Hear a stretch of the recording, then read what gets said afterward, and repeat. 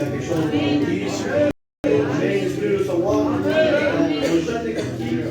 On écoute le frère et après on va travailler.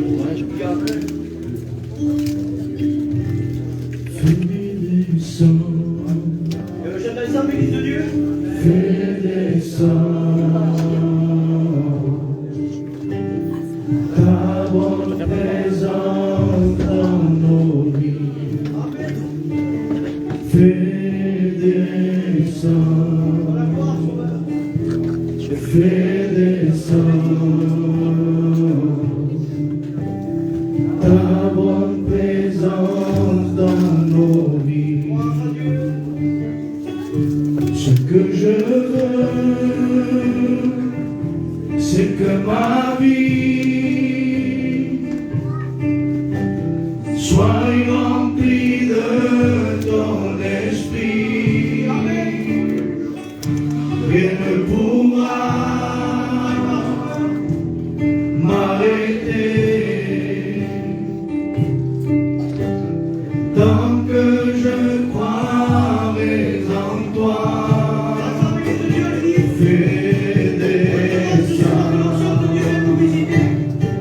Fais descendre ta bonne présence dans nos vies. Fais descendre, fais descendre ta bonne présence dans nos vies. Ce que je veux, c'est que ma vie soit remplie de ton esprit. Rien ne pourra m'arrêter tant que je croirai en toi.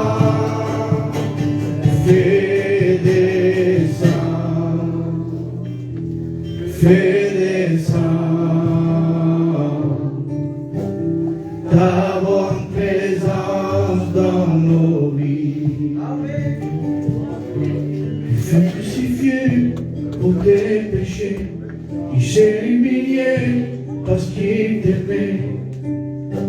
Comment ne pas, oui Seigneur, t'adorer? Je veux te louer, je veux t'exalter. Oui, je veux crier qu'il est ressuscité. Dieu, merci, parce que tu m'as sauvé, tu m'as aimé, tu m'as pardonné. Dieu, merci, parce que tu m'as sauvé, tu m'as aimé, tu m'as pardonné de tous mes péchés. Alléluia. Gloire à Dieu. Gloire au Seigneur. Amen. Voilà, je vais appeler mon frère David avant de rentrer dans le programme. De toute façon, on n'est pas pressé. On est pressé. Je crois que certains disent pas même parce qu'ils sont pressés. Ne soyons pas contrôlés par la montre, soyons contrôlés par l'Esprit de Dieu. Amen.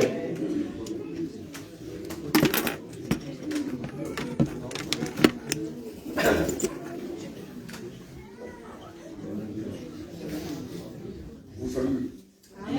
Jésus.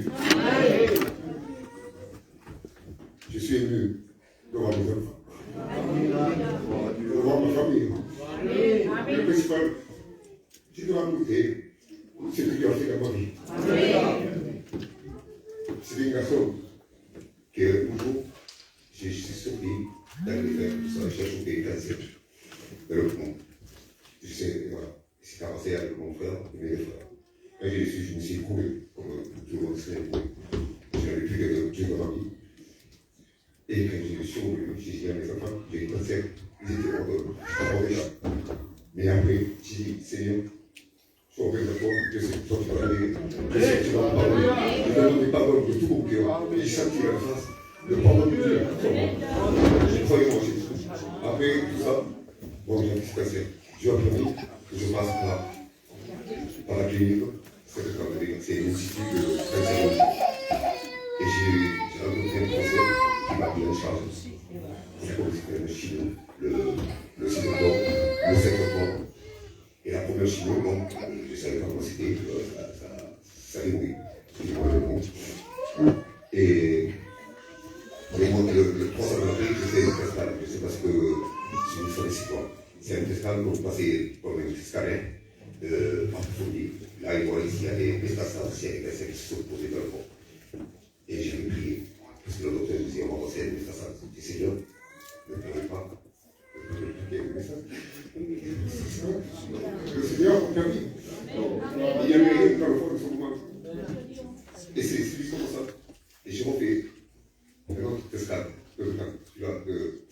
du début. Et j'ai passé un moment à la clinique, j'ai dit, Seigneur, tu es avec moi. Tu es avec moi. C'est la première fois que moi, je ne connaissais pas cette OP que j'ignorais. Lui, mon ami, je donne ma paix. Je donne ma paix. Mais Jésus-Christ, c'est tout. Ça, c'est vrai. Amen. J'ai fait un autre cascade. J'ai fait un scanner avec le docteur Payou. Il m'a dit, on va faire un scanner le matin et l'après-midi, il y avait ma fille.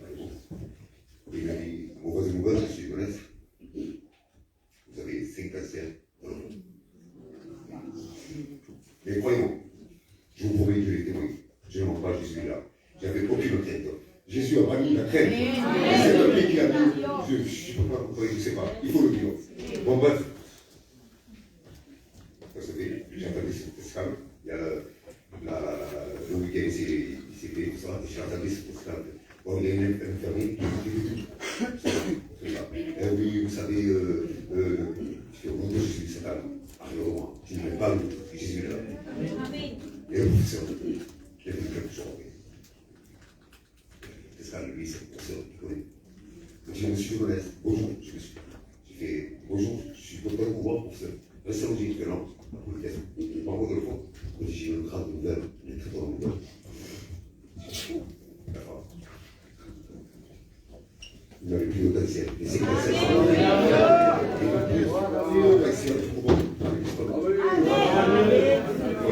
Vraiment, je suis con. On m'a dit, démon. Vraiment, l'âme dans les yeux. Je suis un homme, je suis pour le professeur, vous êtes mon pasteur. L'âme dans les yeux, ça veut dire 2 hommes. Et je vous dis, pardon. Je vous dis, ça sort d'un miracle. Amen. Amen. J'ai pleuré.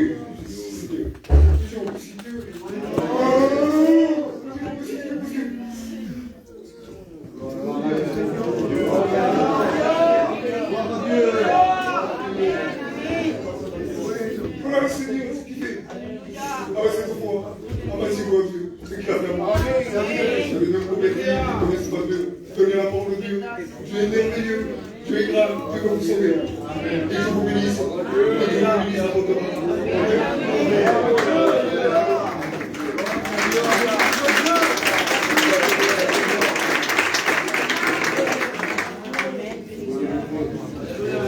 Gloire au Seigneur.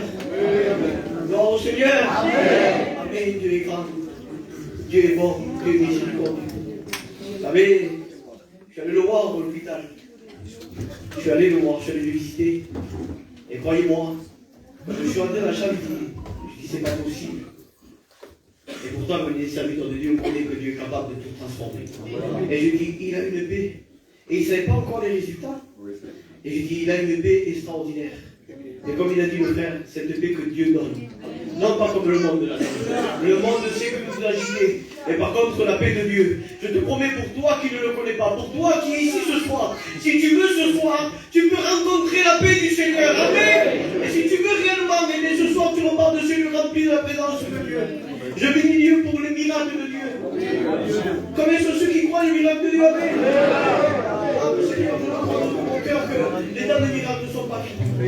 Vous savez, si Dieu guérit une maladie qui est incurable sur ce monde, je bénis Dieu parce qu'ici au milieu de nous, on a eu des cas de guérison de cette maladie.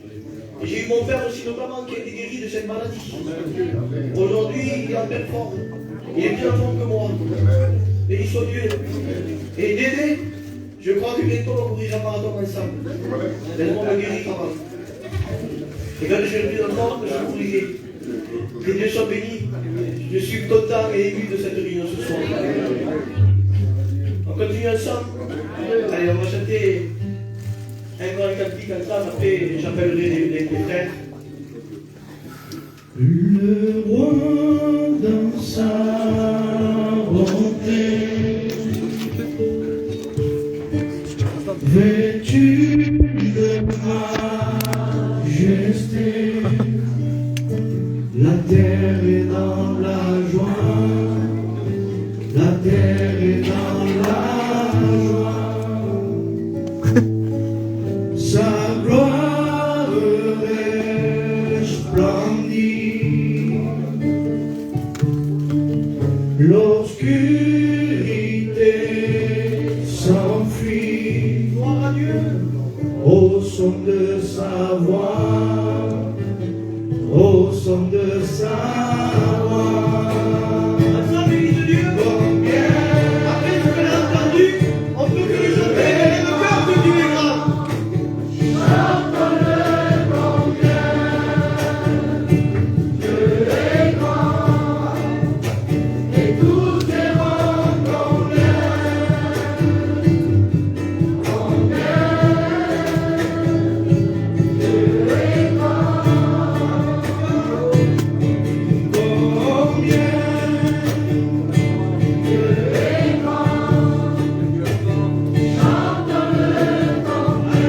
Le croit que Dieu est grand.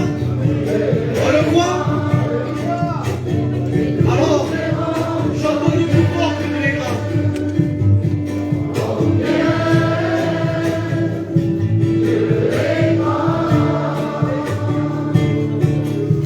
qu'un âge en âge il vit, le temps lui est soumis, commencement et fin, commencement et fin,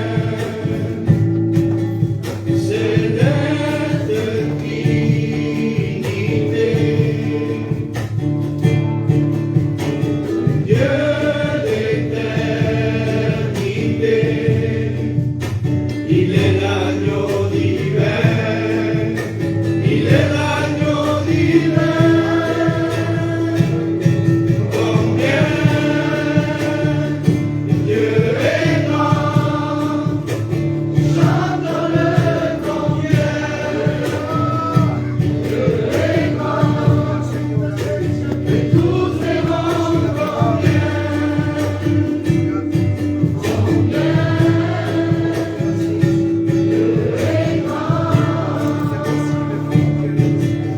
Son nom est tout puissant, Ensemble, Église de Dieu.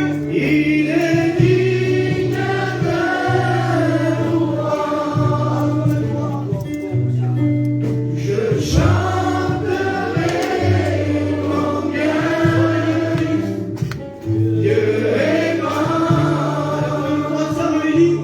combien Dieu est grand, chantons-le combien Dieu est grand, et tous les mondes combien.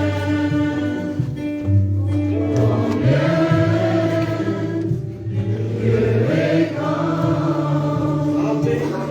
Amen. Le frère Enzo est venu bien avec une équipe. Et donc je voudrais bien appeler les frères. Je vais appeler le frère Onésime qui va nous donner un mot de témoignage.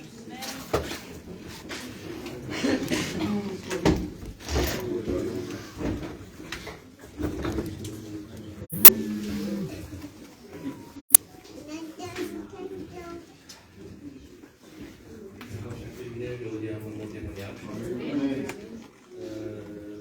Il est un peu essénien. J'ai toujours connu des choses que je ne comprends pas. Mais c'est pas pour ça que j'étais extrêmement triste. Moi, j'ai voulu un peu connaître le monde, quoi, faire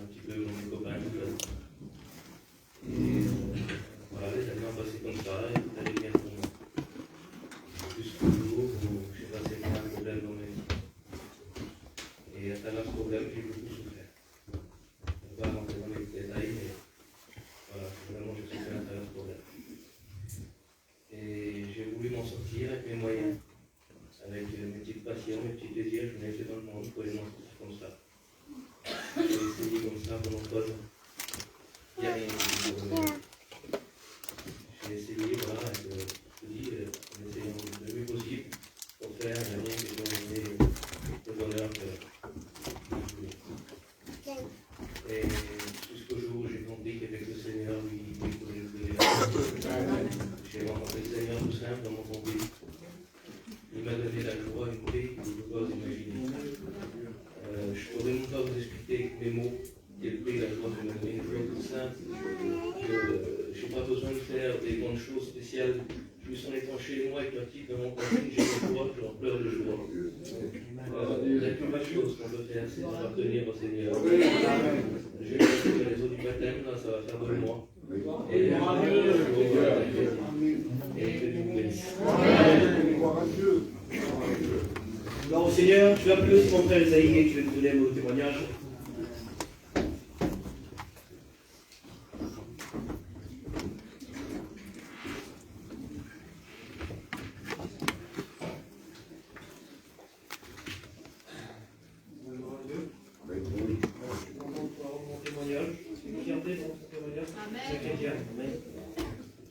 Mon témoignage est tout simple. J'ai été élevé dans un foyer chrétien. J'ai toujours connu les choses de Dieu. J'ai toujours parti en mission dans les conventions. Et plus tard, quand je serai grand, je savais que j'allais être un chrétien. À l'âge de 19 ans, je suis passé par les eaux du baptême. Et puis, on a laissé passer quelques années. Et puis, j'ai lâché la main du Seigneur. Et vous savez, moi, j'ai jamais rien fait dans le monde. Je n'étais pas un gangster, vous savez. Mais quand je suis parti de Dieu, on m'avait dit qu'il y avait une montagne devant moi, je n'arrivais plus à revenir à Dieu. C'était impossible. J'ai essayé, puis c'était impossible de revenir à Dieu, et puis c'était une montagne. Et puis ça s'est passé quelques temps. Et puis pour la première fois de ma vie, j'ai fait de l'angoisse. Je me réveillais à 2 h du matin, et il y avait un poids qui était sur moi. Je n'arrivais plus à dormir. Et puis vous savez, moi j'étais chrétien, je savais que pour enlever l'angoisse, je savais qu'il fallait prier Dieu. Alors je priais le Seigneur, si tu m'enlèves l'angoisse, demain je te redonne la vie. Dieu l'a fait, et moi j'ai pas réussi à revenir chrétien. Alors j'essaie de partir à la congé pendant quelques temps, puis c'est comme ça. C'est trop dur, il faut que tu me dises. J'arrivais pas. Et puis c'est passé quelques temps, j'ai des contrats dans le bureau, et puis on parlait pas de Dieu. J'ai reçu une vidéo. Et quand j'ai reçu la vidéo, j'ai été baptisé du Saint-Esprit. Le Seigneur a changé ma vie, m'a donné la nouvelle naissance. Il a changé mon foyer. Honnêtement, d'appartenir à Dieu, c'est la plus belle chose du monde. Celui-là qui n'a pas fait des croyances d'être là, parce que la plus belle des choses, c'est d'appartenir à Dieu. Gloire à Dieu, c'est une réalité. Je ne sais pas aujourd'hui, il y a l'âge du frère qui l'a, mais quelque chose est sûr. La plus belle chose qu'il a pu faire, c'est de donner son cœur à Dieu. Qu'il l'a donné à 19 ans, qu'il l'a donné à 17 ans, qu'il l'a donné même plus tard. Je vous le garantis, bien des fois, j'ai entendu des témoignages qui disaient, eh bien, si j'aurais pu, eh bien, j'aurais donné mon cœur avant. Et laisse-moi te dire, eh bien, c'est pas comme on veut. C'est comme Dieu le veut que tu donnes ton cœur. Alors ce soir, Dieu le veut parce que tu es là. Tu es au bon endroit pour rencontrer le Seigneur. Il y a des gens qui l'ont rencontré, viennent dans des prisons. Il y a des gens qui l'ont rencontré, viennent dans des voitures, dans des hôpitaux. Mais n'attends pas d'être dans un hôpital, que la maladie t'atteigne pour donner ton cœur à Dieu. N'attends pas que tu passes par le problème ou la difficulté en train de te noyer pour donner ton cœur à Dieu. N'attends pas d'être dans un moment difficile ou dans une prison pour donner ton cœur à Dieu. Je te garantis ce soir, si j'ai un conseil à te donner, ce soir tu es au bon endroit pour donner ton cœur à Jésus. Alors je crois de tout mon cœur, réellement je le crois, que si tu veux ce soir tu verras la gloire de Dieu. Amen. Je appelle mon frère Yoyer. Elle c'est le temps de Dieu aussi. Elle est difficile pour lui de passer, mais fais-toi un passage. Viens nous donner une salutation et chante le cantique à la mort.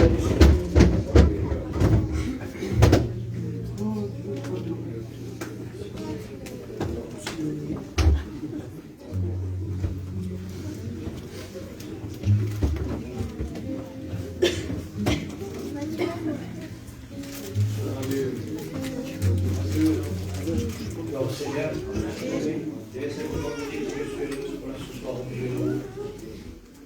Voir tellement de monde qui s'approche pour écouter l'évangile. Vous savez, l'évangile peut faire la différence. Une personne peut rentrer ici perdue et peut sortir sauvée.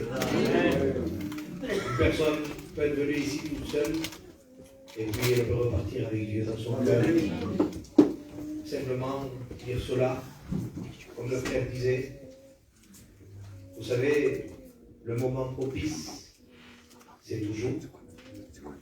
Il suffit que tu le veuilles. Dieu a tout fait. Il a tout préparé pour toi. Mais maintenant, c'est dans ta décision. Gloire au Seigneur. Je voudrais chanter la gloire au Seigneur.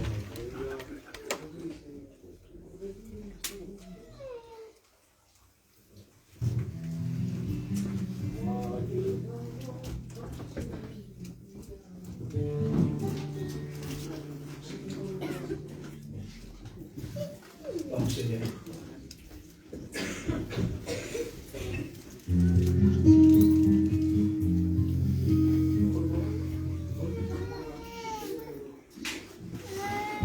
Gloire au Seigneur.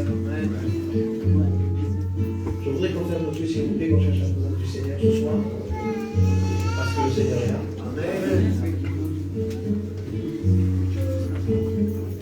Estás perdido en este mundo donde todo es vano, falso y mentira. Lo que te da con una mano, con la otra te la quita. Poco a poco te estás hundiendo, has destrozado tu vida. Estás perdido en este mundo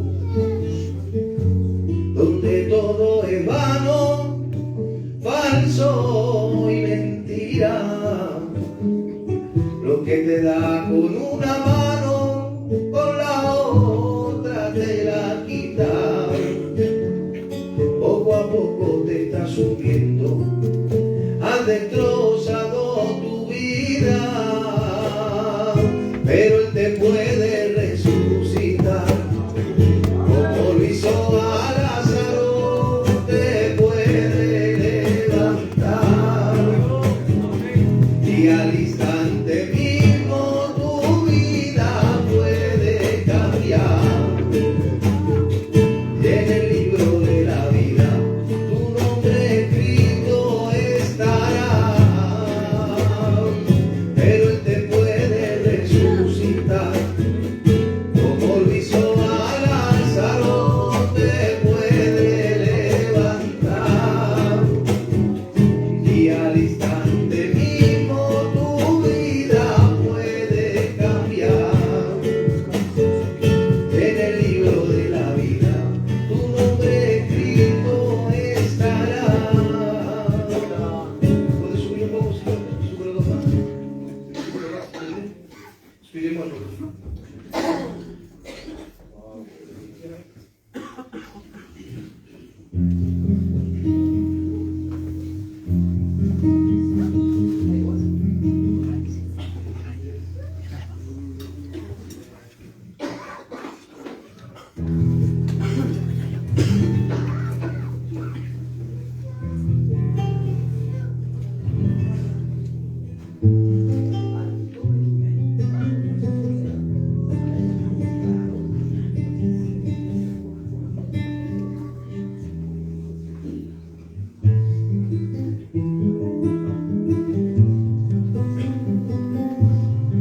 Vamos, Señor. Ha venido para el pecado. El Señor te quita la pena, la angustia y el dolor. Él te da una nueva vida y un nuevo corazón. Qué bueno es detenerle. Dale tu vida a Dios, porque el día de mañana no te pertenece. Ha venido para el pecado, ha venido para ti el Señor.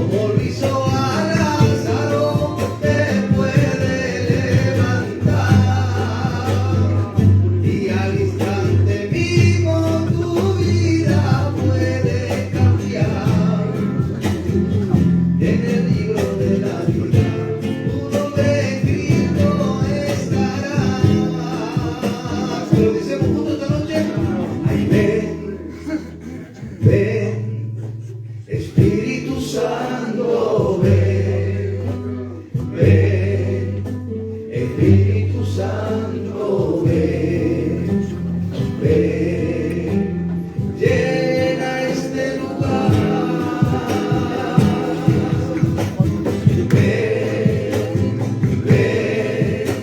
Espíritu Santo, ven, Espíritu Santo, ven, y llena este lugar. Fuera depresión, fuera angustia, fuera la ansiedad y el miedo. ¿Y saben por qué, iglesia del Señor? Porque aquí está Él. Porque aquí está Él. Porque aquí está Él. Y todo yugo y se va a romper. Porque aquí está Él. Porque aquí está Él. Ay, porque aquí está Él. Y todo yugo y se va a romper. Porque cuando Dios está, la luz vence la tiniebla. Ay, porque cuando Él está, el diablo se sujeta. Ay, porque cuando Él está, la luz vence la tiniebla. Ay, porque cuando Él está, el diablo se sujeta. Que le Seigneur vous bénisse. Gloire au Seigneur. Amen. On va appeler le frère Stéphane. Si je suis le roi, ça, Stéphane.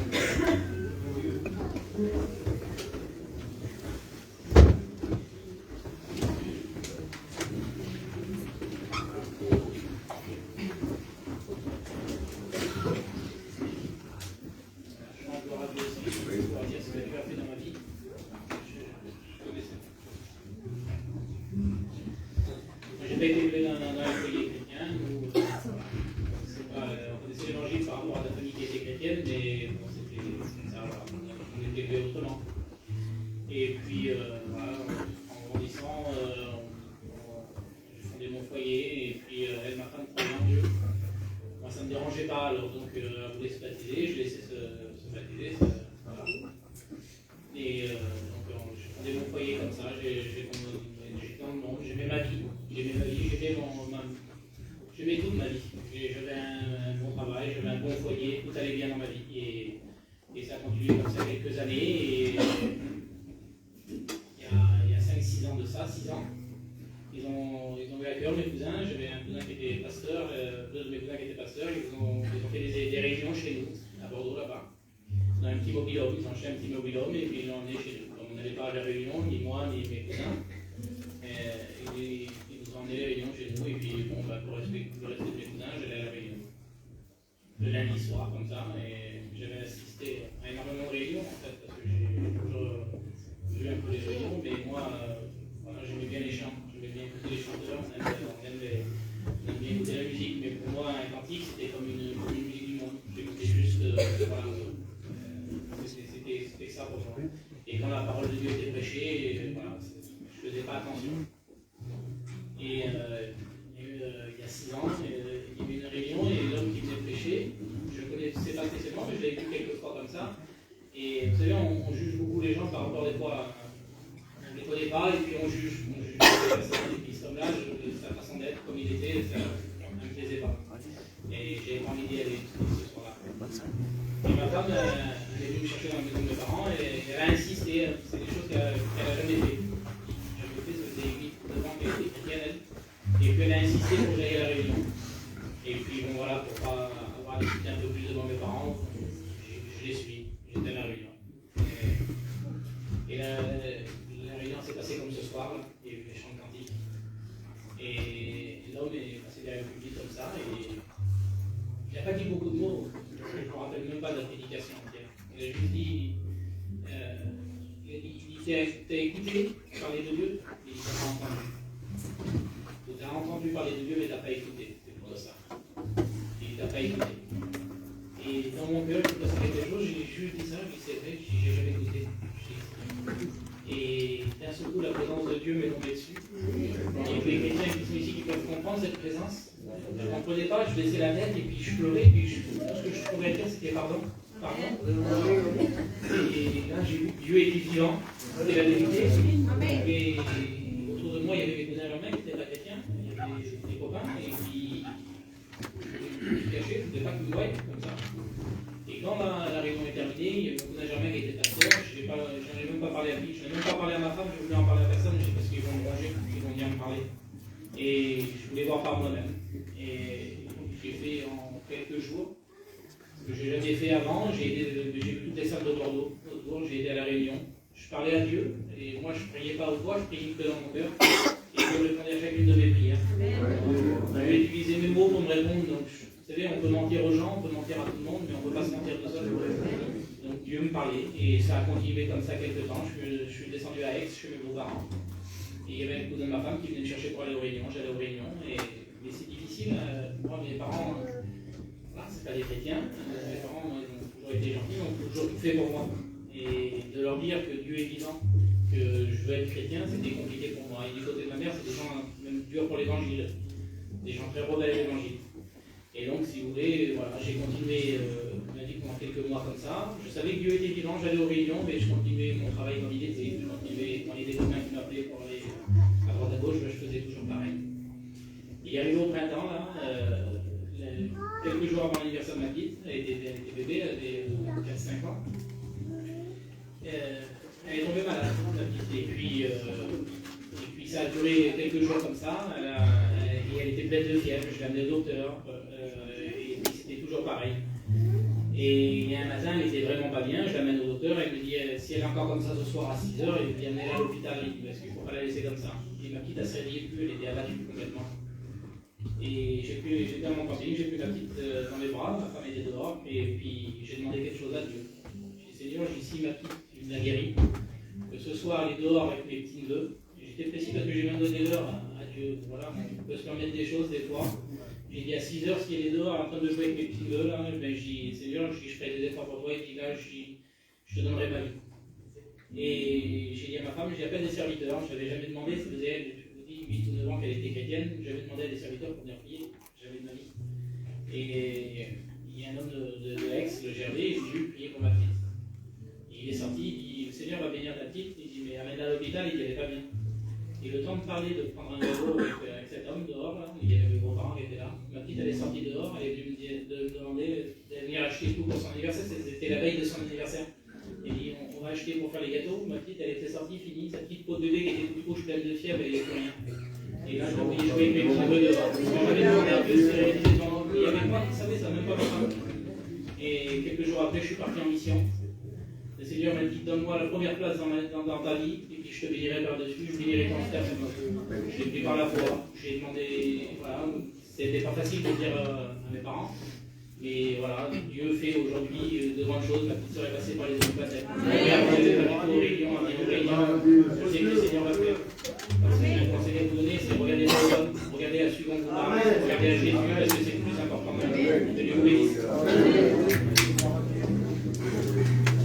Gloire au Seigneur. De toute façon, il y avait que des témoignages de guérison qui a tué cette église. Il y avait 2 témoignages de guérison. Ce soir, Dieu peut guérir le corps. Est-ce qu'il y a des malades au milieu de nous? Quand tu es malade, levez la main. Donc ce soir, parle par la foi que Christ peut te guérir.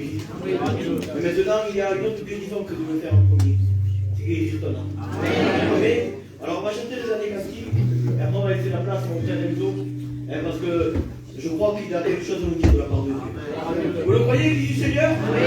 Amen. Alors on va chanter les années cantiques ensemble. Et après, on laissera toute la place à la parole du Seigneur.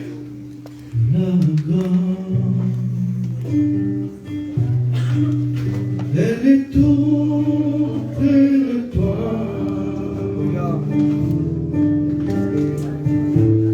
Ne la laisse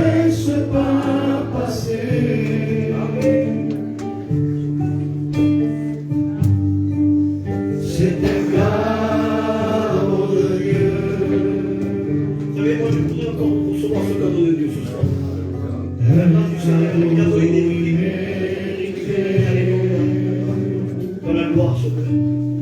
là-bas. Elle a ça avec vous, Seigneur. Elle est tout près de toi. Alléluia. Ne la laisse pas passer.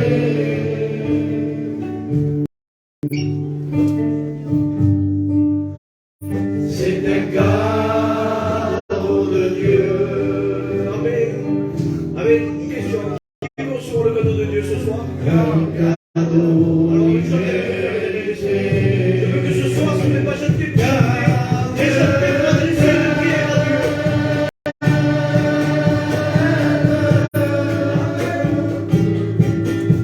Il t'aime.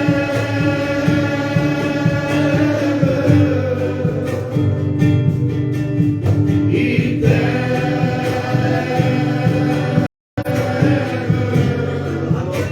L'amour éternel.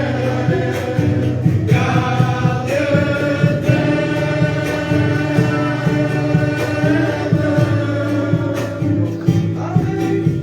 Il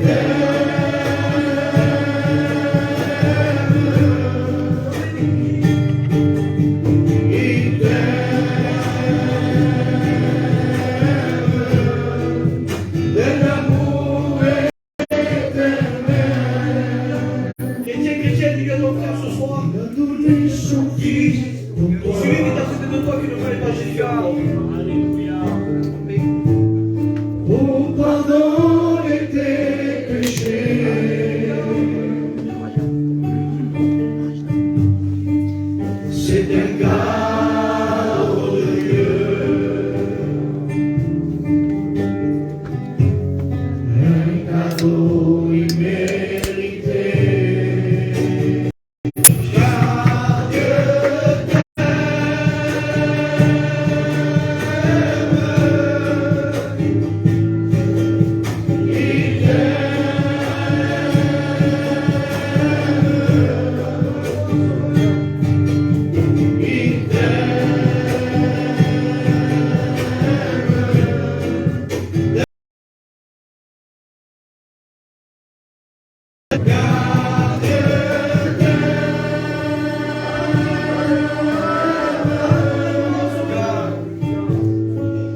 il t'aime.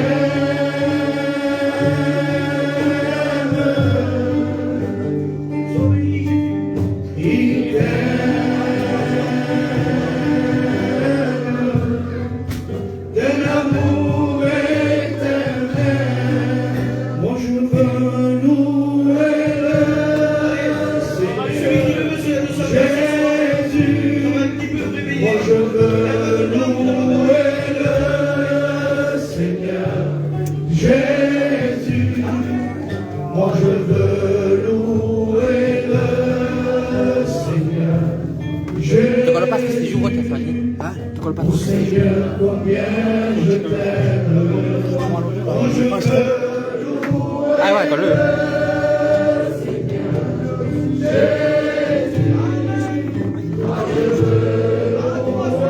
Jadi sudah selesai dari siapa itu?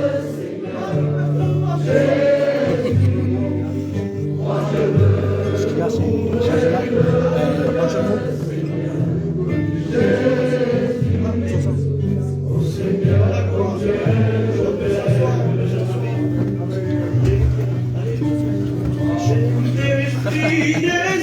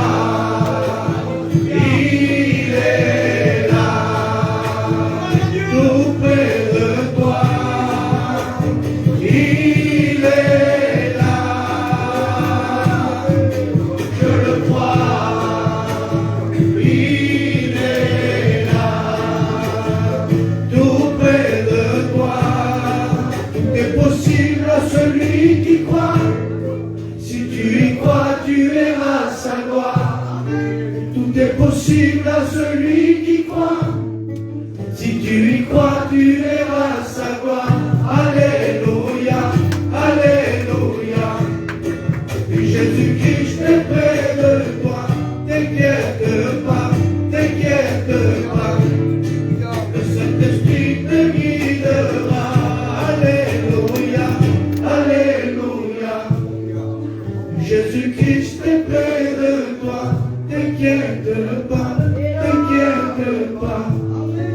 Le Saint-Esprit te guidera.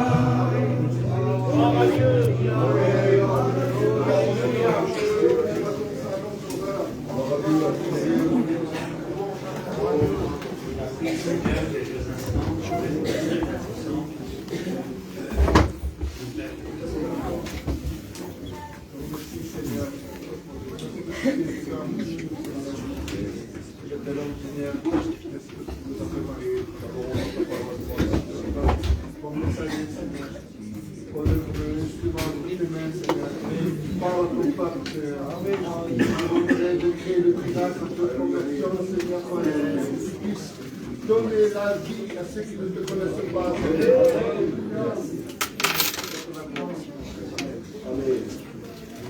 Gloire à Dieu. Alléluia. Merci au Seigneur. Alors ce soir, on va se laisser diriger. Vous n'avez pas voulu écouter un homme, sinon je vous conseille de prendre de la porte et de repartir. Écouter un homme, ça ne sert à rien.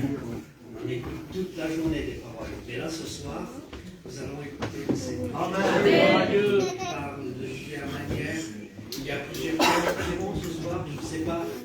Je ne sais pas qui tu es. Tu peux ne pas être chrétien, comme on dit nos amis. Tu peux être quelqu'un qui a été chrétien et qui est aujourd'hui dans ton cœur, sans que personne l'a vu. On dénomine ça, on dit souvent le mot rétrograde. Mais vous savez, avant de prendre ce mot-là, il y a toute une histoire dans un cœur. Moi, je crois que chacun parmi nous a sa propre vie, vit son histoire, vit sa vie. Et ce que tu vis, je ne peux pas le vivre. Par les moments que tu passes, moi, peut-être, je n'y passe pas. Je ne saurais pas comprendre ta douleur. Je ne sais pas comprendre ta vie, parce que moi, je suis un homme, je m'appelle Enzo. Mais la parole de Dieu, avec le moyen de Jésus-Christ, lui, il comprend ta douleur. Il sait par où tu passes. Il t'a vu bien avant que tu t'assoies sur ta chaise. Et j'en suis convaincu que cette réunion a été préparée par ses mains. Alors dans cette soirée, je voudrais qu'on se laisse diriger. Et si Dieu aurait envie de parler à ton cœur ce soir, on va ouvrir nos cœurs, on va ouvrir notre esprit. Nos pensées du dehors, on va les laisser dehors et maintenant nous allons penser à la parole de Dieu qui est la vie. Quelle bonté la présence de Dieu. Je vous fais une petite confidence. Alors on commence à se connaître, ça fait plusieurs fois que je viens là. Et puis bon, peut-être que je me répète un petit peu dans ce que je dis, mais je sais qu'il y a beaucoup de monde ce soir et c'est peut-être pas tout le monde qui l'entend. Moi je me suis converti très jeune, j'avais 14 ans et demi. Et c'était à Tarbes, là-bas en 2005. Merveilleuse année pour moi, 2005. Quelle bonne année, Seigneur. C'est l'année que je suis né. Je suis né en 1990, mais il semblerait que 15 ans après, je suis né. Et quand le Seigneur s'est fait connaître dans mon cœur, on a prié, j'ai fermé mes yeux, on a prié avec mes copains, on a prié, j'ai reçu le baptême du Saint-Esprit, on a prié, c'est pour vous dire un petit peu, on a prié, je sais que plusieurs ont fait cette expérience-là, on a prié, on a prié, on a prié, on a ouvert nos yeux, ça faisait 3 heures qu'on priait. Il semblerait que c'était 10 minutes. Et les seules choses qu'il y avait dans mon cœur, les seules choses qu'il y a dans nos vies, quand on est dans la présence de Dieu, on n'a plus envie de partir. On n'a plus envie de s'en aller, de prendre la fuite. Même que Dieu dit ce qu'il y a dans nos cœurs, comme on dit nous, il dévoile notre vie. Moi, écoute, dans cette soirée, je n'ai pas besoin de connaître ta vie. Dieu la connaît et c'est bien suffisant.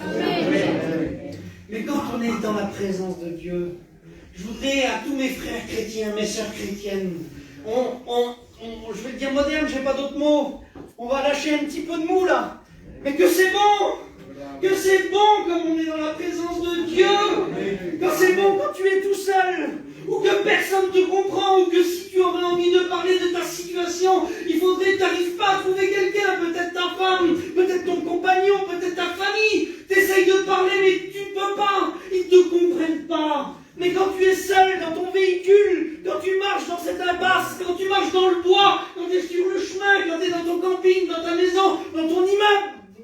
rez-de-chaussée, et puis que d'un seul coup tu dis Seigneur, merci parce que tu es là, et tu sens la présence de Dieu qui descend. Des chrétiens, franchement, y a-t-il un meilleur endroit?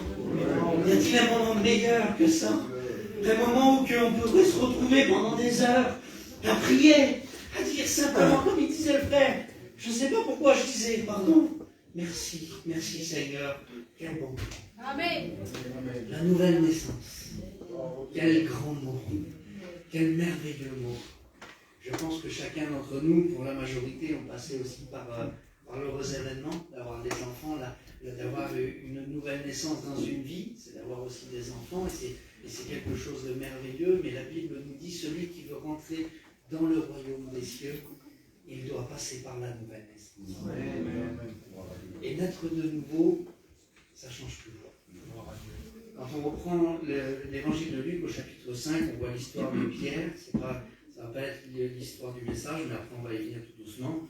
Quand on prend Luc 5, donc c'est l'histoire de Pierre, on la connaît tous par cœur cette histoire.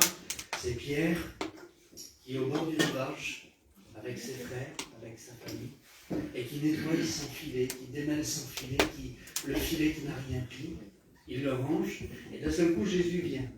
C'est beau quand Jésus vient dans un endroit comme ça, un endroit qu'on n'a rien pris, un endroit qu'on n'a rien récupéré pour nos vies, qu'on cherche quelque chose et qu'on ne trouve pas, quand Jésus vient. Et quand Jésus vient, il dit à Pierre, maintenant allez, remonte dans ta barque, avance un petit peu au bord du rivage, je le dis avec mes mots, je dois prêcher la parole. Et puis Jésus va monter dans la barque de Pierre, Pierre va s'éloigner un peu, on connaît bien cette histoire. Mais c'est pour vous dire un petit peu comment que les choses changent quand on est dans sa présence. Et puis quand Jésus va pêcher, après il va dire à Pierre, avance en pleine eau, jette ton filet et tu vas pêcher. Et puis, vous connaissez la réponse de Pierre, j'ai pêché toute la nuit, mais sur ta parole, je jetterai le filet. Pierre ayant jeté le filet, je branche, j'essaye d'être le plus rapide possible. Ayant jeté le filet, il ramassa une grande quantité de poissons. Et écoutez les petits mots, c'est tout simple. Quand Pierre ramasse ses poissons qu'il les met dans la barque, il va reprendre le chemin en marche arrière. Ben oui, il ne va pas aller de l'autre côté du lac. Il va faire demi-tour avec tous les poissons, avec le miracle, avec la présence de Dieu, avec tout ce qu'il a reçu. Il va faire demi-tour et il revient à la case départ. C'est rare ça. J'avais jamais pensé à ça, moi. Quand on revient un petit peu en arrière, on voit un Pierre qui est déboussolé, qui n'a rien pris, qui n'a rien pêché. Il ramasse son petit filet qui est inutile. Et quand il part dans la présence de Dieu, que c'est bon de partir dans la présence de Dieu. Ça change un homme. Ça change une femme. Ça nous convainc. Et quand Pierre, ayant fait, au moyen du Seigneur, quand il va faire le miracle, quand le miracle va se faire, quand il va revenir au point de départ, c'est comme si qu'il reviendrait à ce qu'il était avant. Vous comprenez la situation? Il revoit sa petite barque qui est là, il revoit son petit filet qui est là, il revoit sa petite famille, mais là, à la différence, il y a un miracle qui s'est passé. Il y a la personne de Jésus qui est venue dans sa barque. Et quand on lit l'évangile de Luc au chapitre 5, je ne sais plus trop quel verset, allez, on va le prendre, voilà, on va lire la parole de Dieu. Dans l'évangile de Luc au chapitre 5, voilà, je l'ai. Écoutez la beauté. Et au verset 11, et ayant ramené les barques à terre, il revient au point de départ, ils laissèrent tout et le suivirent. C'est-à-dire que des fois, on a une vie. Écoutez, nous, on lit le passage, c'est vite fait. On a lu Luc 5, on connaît l'histoire par cœur. On sait qu'il va y avoir un miracle, on sait qu'il va y avoir plein de poissons. Il n'y a plus de surprise pour nous, mais pour lui. Mettez-vous à sa place de minutes.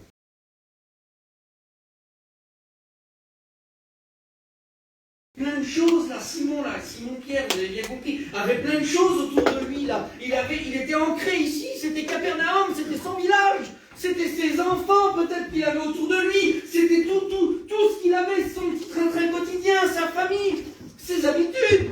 Mais quand Jésus est venu dans sa barque, et que le miracle s'est fait dans sa vie, quand il est revenu au point de départ, là où il y a toute sa famille, ses habitudes, son train-train quotidien, qu'est-ce qu'il va faire, Pierre? Il va tout laisser. Parce que quand on rentre dans la présence de Dieu, on laisse tout. On est capable de tout laisser, de mettre de côté des choses qui avant étaient importantes pour Pierre. J'avais besoin de ça, Seigneur, mais le Seigneur donne tout. Et je suis convaincu dans cette soirée, moi je ne connais pas ta demande. C'est peut-être grand ce que je vais dire ce soir, mais je ne le réalise pas. Je ne connais pas ta demande. Écoute, dans cette soirée, la parole de Dieu est ouverte et je prends le nom de mon Sauveur Jésus comme foi. Si tu es venu et que tu demandes quelque chose au Seigneur, peut-être que tu demandes un enfant, Dieu va te le donner. Peut-être que tu demandes la guérison, Dieu va te l'accorder. Peut-être que tu demandes simplement ça. Écoutez, Seigneur, je veux que tu poses tes regards sur moi. Est-ce que tu m'as oublié? Dieu ne t'a pas oublié. Et je crois que maintenant cette réunion elle est faite pour ça. Pour te dire simplement que Dieu ne t'a pas oublié. On lit un verset ensemble dans la parole de Dieu. Évangile de Jean au chapitre 5.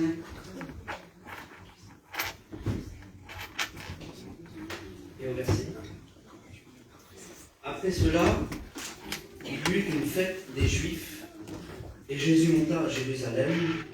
Or, à Jérusalem, près de la porte des brebis, il y a une piscine qui s'appelle en hébreu Bethesda, et qui a 5 portiques.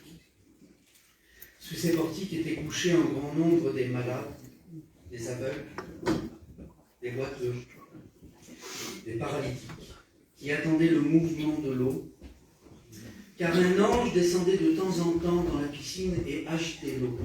Et celui qui descendait le premier, après que l'eau avait été agitée, était guéri, quelle que soit sa maladie. Là se trouvait un homme malade depuis 38 ans. Gloire à Dieu, on va terminer la lecture comme ça. J'aurais voulu dans cette soirée, j'aime bien faire ça, c'est mon habitude, vous le savez. Je voudrais qu'on revienne 2000 ans en arrière. Êtes-vous prêts à revenir 2000 ans en arrière? On va laisser l'année 2023. Et peut-être qu'on va revenir plusieurs années en arrière. On va revenir à l'époque de Jean, chapitre 5 et au verset 1. Il y a une petite piscine, une maison, si vous préférez. Quand on appelle une maison, ce n'est pas forcément 4 murs et un toit. C'est aussi un lieu, c'est un endroit. Et cette piscine, dont la Bible nous dit que en hébreu, elle porte un nom et elle s'appelle Bethesda. Bethesda, la signification des anciens savent, les anciens le savent, et même les chrétiens, les lecteurs, la signification du mot Bethesda veut dire la maison de miséricorde. Quel bonheur, quel bonheur. Ce soir, c'est une maison de miséricorde. Amen. Je pense que si ce lieu-là, cette piscine-là, on ne connaît pas réellement son nom en français, on ne connaît que le nom en hébreu, qui veut dire maison de miséricorde, et qui s'appelle Bethesda. Mais je pense que si elle s'est appelée maison de miséricorde, c'est que peut-être au fur et à mesure des temps, il y a eu des miracles qui se fait là-bas. Ce n'est pas écrit, je ne voudrais pas dire et affirmer ce qui n'est pas écrit, mais peut-être que quand on revient un petit peu en arrière, peut-être que dans cette piscine, des aveugles ont retrouvé la vue. Peut-être que d'autres paralytiques ont été guéris. Peut-être même qu'à l'instance, sous les regards de certains, peut-être des lépreux ont été purifiés. Je ne sais pas. Je dis peut-être parce que ce n'est pas écrit. Mais le fait est que cette maison, on va lui attribuer un nom. Elle a un nom, c'est un lieu, je voudrais bien me faire comprendre. Mais ce lieu, on va lui attribuer un nom par rapport à ce qu'il est. Comprenez ce que je veux dire? Si je viens chez toi, mon frère, désolé, c'est pas le fait comme ça. Et puis je pense que tu vas me faire un bon café, on va être bien accueillis. Merci Seigneur. Tu viens de Dieu.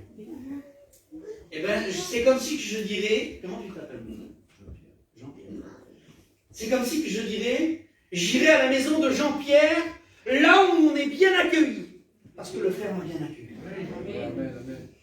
Mon collègue, oui, Antonio. C'est comme si j'irais chez Antonio et que j'aurais besoin d'un réconfort. Puis que d'un seul coup, ayant été chez Antonio aussi, m'accueillerait bien, comme le frère. puis que d'un seul coup, quand j'irai vers Antonio, il me donnerait un réconfort. C'est comme si je dirais, je suis à la maison d'Antonio, la maison du réconfort. Voilà. Bethesda, la maison de miséricorde. Parce que quand on vient là-bas, un ange de temps en temps venait remuer l'eau, et le premier qui se jetait, quelle que soit sa maladie, apporte la maladie que tu veux, apporte le problème que tu veux, la lèpre ou ce que tu veux, tu te jettes dans la piscine, t'es guéri. La maison de miséricorde. L'église, c'est une maison de miséricorde. Tu peux venir à l'église, c'est une hôpital. C'est une bergerie. C'est un lieu que si tu te sens seul, l'église, tu vas être accompagné. Si tu es tout seul, que tu n'as pas de famille, dans l'église, tu as une famille. Si tu veux quelqu'un, si tu n'as pas d'amour dans ton cœur, ça peut arriver de ne pas être aimé. Quel mal au cœur de ne pas être aimé, de chercher de l'amour, et on ne le trouve pas. Viens à l'église, tu vas être aimé. C'est beau. Maison de miséricorde. Et il y a deux façons de voir les choses. On pourrait dire dans cette soirée qu'il y a un paquet de malades. Mais si je dirais qu'il y ait plein de malades, dans mon cœur à moi, c'est personnel, c'est un petit peu comme si je jugerais. Il y a plein de malades là. Alors ce soir, parce que la parole de Dieu elle est d'actualité, ce soir dans l'église, alors, il y a plein de malades. Alors non, je ne peux pas dire ça. Non. Et ça ne sortira jamais de ma bouche. Par contre, j'en suis convaincu dans mon cœur que dans cette soirée, plein de gens s'attendent au miracle. Amen. Et là, c'est différent. En réalité, tu peux être malade dans ton corps, tu peux être malade dans ton cœur. Une maladie incurable. Une maladie qui t'effraie. Tu as besoin de Jésus. Amen. Et Jésus rentre dans cette piscine. Jésus est là. Et comme il rentre dans cette piscine, il voit un homme. Non, ça ne fait pas 1 an ni 2 ans, on l'a eu ensemble. Ça fait 38 ans qu'il est malade. Ça fait 38 ans qu'il attend la guérison. Ça fait 38 ans qu'il s'attend au miracle. Pourtant, il est dans la maison de miséricorde. Peut-être qu'il y en a un, il a attendu 2 ans. Laissons-nous voir comme ça. Peut-être qu'il y en a un, ça fait 5 mois qu'il était à la piscine, il s'est jeté, il a été guéri. C'est comme ça. Des fois, on vient à l'église, on rentre. Alors écoutez, le message, ça va être très simple. Il est pour tout le monde. Il me concerne moi. Il nous concerne tous. Parce que peut-être que tu franchis le pas de l'église, tu rentres, tu t'assois dans l'église, et puis d'un seul coup, toi, tu t'attends à quelque chose, ça fait des années, et tu l'as mis de côté tellement que tu l'attends. Ça fait partie de ta vie. Comprends bien, ça fait partie de ta vie, tu l'attends, c'est toi, c'est ton aide, c'est toute ta vie à tourner autour de ce que tu attends et tu ne l'as jamais reçu. Et puis d'un seul coup, tu rentres dans l'église, il y a une belle réunion, et puis ben merci Seigneur. Jean-Pierre était béni. Antonio était béni. L'autre frère là-bas, baptisé dans le Saint-Esprit. Le frère, guéri.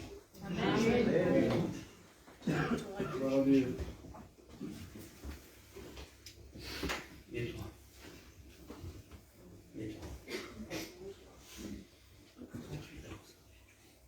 Ça fait longtemps que t'attends. Et je le sais parce que je le ressens fort dans mon cœur. Dieu te voit. Et Dieu te connaît. Et cette réunion-là, elle est... Non, je ne veux pas dire elle est différente. Mais elle est pour toi. Amen. Maintenant, j'ai compris que tu ne sortiras plus de ce lieu sans avoir reçu ce que Dieu a besoin de te donner. Et c'est quand on regarde cet homme que ça fait 38 ans, si on prend la parole de Dieu, à cette époque-là, Jésus a entre 30 et 33 ans, parce qu'il est mort à 33 ans, le Seigneur, il est ressuscité. Et cet homme-là, ça fait 38 ans qu'il attend dans la piscine. Ça veut dire que Jésus n'était pas encore venu sur la terre, cet homme était déjà dans la piscine. Et qu'il attend. Et qu'il attend. Vous comprenez la patience de cet homme?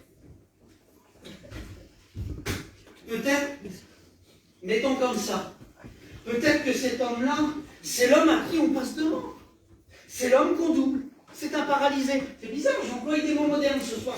C'est pour qu'on comprenne. L'homme qu'on passe devant. L'homme que moi je prie, je essaye d'être béni, mais non, je n'y arrive pas. Et de ce coup, t'as le frère, il passe devant, il est béni, il est rempli, et c'est toujours lui. Et c'est toujours l'autre. Et c'est toujours un tel qui est béni. Mais moi,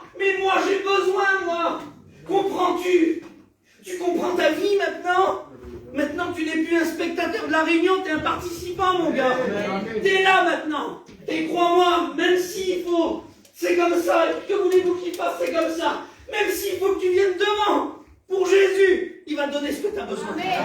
Parce qu'il connaît tout, il peut tout, il est Dieu. Il est omniprésent, ça veut dire qu'il est partout à la fois. Il est omnipotent, ça veut dire qu'il peut tout. Vous avez déjà parlé avec quelqu'un qui peut tout. Quelle capacité de parler avec quelqu'un qui peut tout. Il est capable de tout faire. Tu parles avec cette personne que tu peux lui dire j'ai besoin de paix, il te donne la paix. Tu peux parler avec cette personne qui dit Seigneur, je suis lié, je fume, je me drogue, je bois, Seigneur. Oui, j'envoie ces mots-là parce qu'on le vit.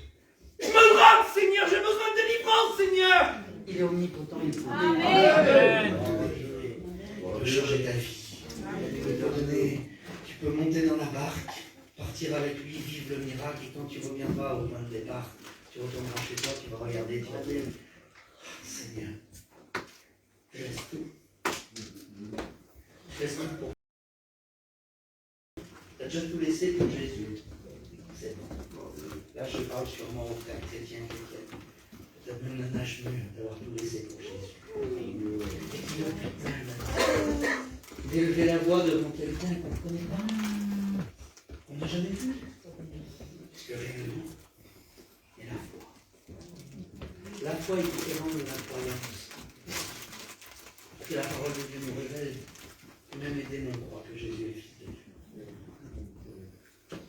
Alors, la croyance de la foi, quelle est la différence? Un homme de Dieu dit ça. Mais la foi, c'est prouvé par des actes ce que tu crois. Ça veut dire que tu l'aimes? Oui, tu crois. Et si tu as la foi, tu le feras voir que tu l'aimes. Amen. Tu as déjà invité quelqu'un à manger? C'est une expression que j'adore. Parce qu'écoute, que tu le goûtes, tu ne veux pas, tu as la foi. Pour certaines choses. Je t'apprends ce soir, peut-être que tu ne l'as pas compris. Tu vas vers quelqu'un et tu lui dis, écoute mon frère, demain tu manges chez moi. D'accord? Pas de problème. Demain, toi, à 19h, tu arrives chez toi, au lieu de mettre 4 assiettes, t'en mets 6. Tu ne pas là la personne. C'est pas vraiment. Est-ce qu'elle va venir? C'est qu'une parole qui est partie. Mais tu sais, tu es convaincu que la personne va venir.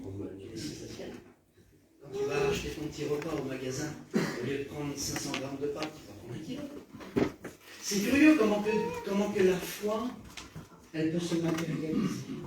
C'est-à-dire que toi, tu as juste dit à quelqu'un viens manger chez moi, et au final, il y a plein de choses qui se font, il y a un repas grand qui se fait parce que tu sais que la personne va venir. Et bien Jésus, c'est pareil.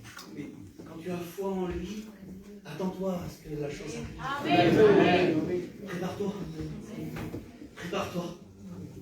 Moi, écoutez, je vais vous dire une petite expérience que je me suis converti au Seigneur. J'ai dit, Seigneur, mon expérience à moi, c'était celle-ci, c'était la plus grande des choses. Vous ne pouvez pas faire plus grand pour moi. C'était d'avoir le baptême du Saint-Esprit. Et Jésus m'a dit dans mon cœur, voilà, je ne vais pas employer d'autres mots parce que c'est la vérité. J'ai entendu une voix dans mon cœur qui m'a dit, Enzo, prends ta chaise, va devant. Le serviteur de Dieu va t'imposer les mains, tu seras baptisé du Saint-Esprit. C'est des mots, hein. J'y ai cru. Et j'avais la foi. J'avais tellement la foi que j'ai pris ma chaise, que je me suis assis devant et que j'ai attendu le serviteur. Et puis d'un seul coup, le serviteur de Dieu, on était 25 jeunes. Le serviteur de Dieu a imposé les mains à l'autre, baptisé du Saint-Esprit, à l'autre, baptisé du Saint-Esprit, à l'autre, baptisé du Saint-Esprit. Et moi, regardez ce que je faisais. J'ouvrais les yeux, je regardais, il ne va pas venir. Il ne va pas venir, c'est pas vrai, il va m'oublier. Je lui encore les yeux, baptisé du Saint-Esprit là-bas, j'ouvrais là-bas, baptisé du... Et puis moi j'étais là, d'un seul coup, la petite voix elle arrive. Il va t'oublier. Tu la connais cette voix-là? Elle parle, cette voix. Il y a un combat qui s'est fait, ça a dû durer 5 secondes. Quand la petite voix m'a dit il va s'oublier, j'étais conscient qu'il pouvait m'oublier. Et tout de suite après, j'ai remis les paroles du Seigneur dans mon cœur. Va devant, je te baptise du Saint-Esprit. J'ai dit Seigneur, ça veut dire que si l'homme de Dieu m'oublie, tu es un menteur. Et la parole de Dieu me dit que tu n'es pas un menteur. Alors, il va. J'ai attendu. J'ai ouvert mes yeux, le serviteur de Dieu était devant moi. J'ai fermé les yeux, il a prié pour moi. J'ai été baptisé du Saint-Esprit. Parce que Dieu ne ment pas. Et la foi, c'est croire et c'est le faire. Va prendre un petit peu de farine et un petit peu d'huile. Tu connais ça? Et c'est bon. Fais-moi un petit gâteau. Et avant que tu le prennes, toi, donne-moi-en d'abord pour moi, l'homme de Dieu. La femme va prendre un petit peu de farine, un petit peu d'huile. Tout ce qu'elle avait du matin. Et quand elle va faire le gâteau, elle y croyait. Est-ce qu'elle était capable d'enlever la bouche, toi, de ton enfant pour le donner à l'homme de Dieu? Je ne sais pas si je le ferais. Je ne suis pas assez homme de Dieu. Elle l'a fait. Parce qu'elle le savait. Elle savait qu'il allait avoir la multiplication. Abraham, prends ton fils, ton unique, et puis offre-le en sacrifice. Alors ça, par contre, c'est une grande histoire. Là, moi, je ne suis pas dans cette catégorie-là. Abraham prend son fils, il part en haut de la montagne, et puis d'un seul coup, l'enfant Isaac, mon père, il y a le bois, il y a le feu, mais où est l'agneau? Une parole écrite dans l'auteur, je crois, des Hébreux, qui dit Abraham avait la foi, même jusqu'à ce que Dieu ressuscite son fils, parce que Dieu lui avait promis une descendance par Isaac, une promesse. Alors même, écoutez la réaction d'Abraham, même si je le tue, même s'il meurt, Dieu le ressuscitera. Amen. Abraham n'y a cru. Abraham était prêt à le faire. Et Dieu a dit non. Mon Dieu, c'est bon. Quelle bonté, Seigneur. Parce que ce n'est pas le fils d'Abraham qui a été offert ce jour-là. Dieu a dit, il se pourvoira lui-même. Il regarde dans mon buisson, un endroit où on n'aurait pas voulu voir, un buisson tel que le monde, rempli de tous ses déchets. Au milieu peut-être même du péché, où Jésus est venu. Il a dit, il y a un petit agneau là qui s'en est dans le buisson. Prenez-le, c'est lui. Ah oui, non, ce n'est pas le fils d'Isaac qui s'est sacrifié pour nous. C'est le Fils de Dieu. Il a choisi de porter le péché de chacun, le poids de ta culpabilité, le poids de ce que tu n'y arrives pas, le poids de tes défaits, le poids de ce que tu ne dors pas la nuit. Lui, il l'a pris sur ses épaules. Et il s'est donné à sa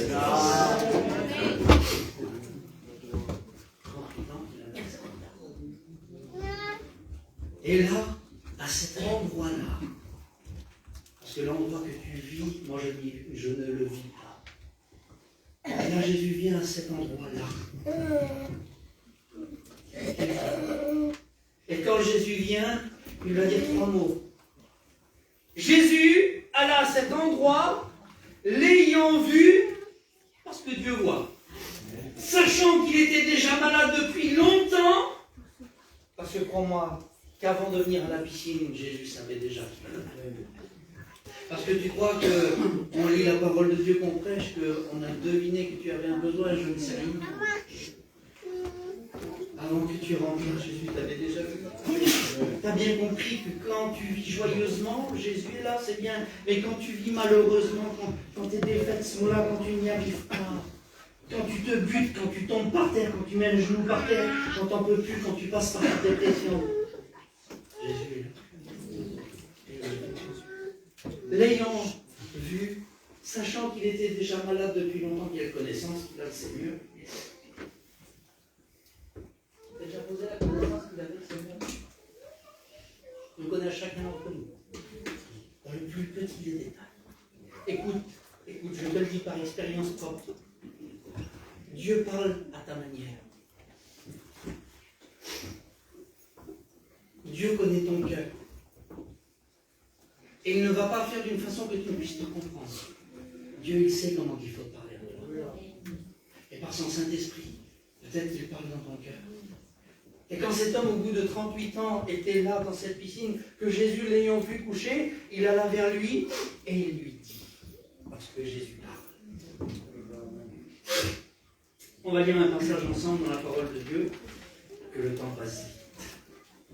Je vais devoir terminer. Vous êtes toujours là? Amen. Vous êtes déçus.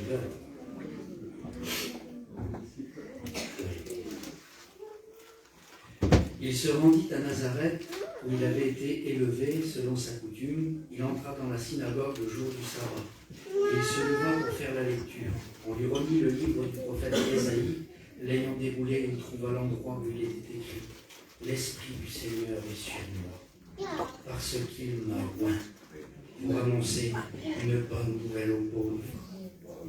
Il m'a envoyé pour guérir ceux qui ont le cœur brisé, pour proclamer aux captifs la délivrance, aux aveugles le recouvrement de la vue, pour envoyer libre celui qui est opprimé, Seigneur. L'Esprit du Seigneur, Jésus qui parle, l'Esprit du Seigneur est sur moi parce qu'il m'a oint. Et quand Jésus parle, mes frères et sœurs, il est oint. Ces mots, ce sont de la puissance. Il rentre dans un cœur, il n'est pas là que pour dévoiler une vie par curiosité, non. Si Dieu a dévoilé ta vie, c'est parce qu'il a la solution à ta vie. Il apporte tout ce qui est nécessaire. Le plus grand des prisonniers, Jésus va dire, il est venu pour le captif, pour le délivrer justement, pour celui qui ne voit rien, qui est aveugle peut-être. Ça peut arriver d'être aveugle. On dit souvent qu'il n'y a pas plus sourd que quelqu'un qui ne veut pas entendre. Il n'y a pas plus de non-voyant que quelqu'un qui ne veut pas voir. Eh bien, il est venu recouvrir la vie. Et quand Jésus arrive devant cet homme, que ça fait 38 ans qu'il est malade, cet homme me répond, Seigneur, je n'ai personne pour me jeter pour la vie. On passe toujours devant le Seigneur. On me double toujours, Seigneur. C'est toujours l'autre et c'est jamais moi, Seigneur. Eh bien, ce soir, ça sera différent. Ça sera toi. Amen. Tu crois? Seigneur qui est côté. Et quand cet homme, justement, va dire ça au Seigneur, Jésus va simplement lui dire ça. Lève-toi, lui dit Jésus. Prends ton lit et marche. Et quand aussitôt cet homme fut guéri, il prit son lit et marcha. Les mots du Seigneur sont simples. Pourquoi il a dit prends ton lit? Ah Seigneur, Enzo, tu t'arrêtes vraiment sur des détails. Ben oui, mais ça veut dire que plus jamais tu dormiras de cette manière-là. Tu l'as compris ça? Ça veut dire que plus jamais prends ton lit là, en parlant à l'homme de 38 ans, parce que tu dormiras plus là, tu iras chez toi. Alors ramène-le chez toi ton lit. Tu dormiras plus de la même façon. Peut-être que tu es insomniaque. Peut-être que tu es rempli de liens, excuse-moi de dire ça comme ça. Mais tu ne dormiras plus de la même façon. Prends ton lit, prends ta vie et rentre chez toi maintenant. Tu as Jésus qui va rentrer dans ta vie. Voilà Dieu, nous fermons nos yeux et nous prions.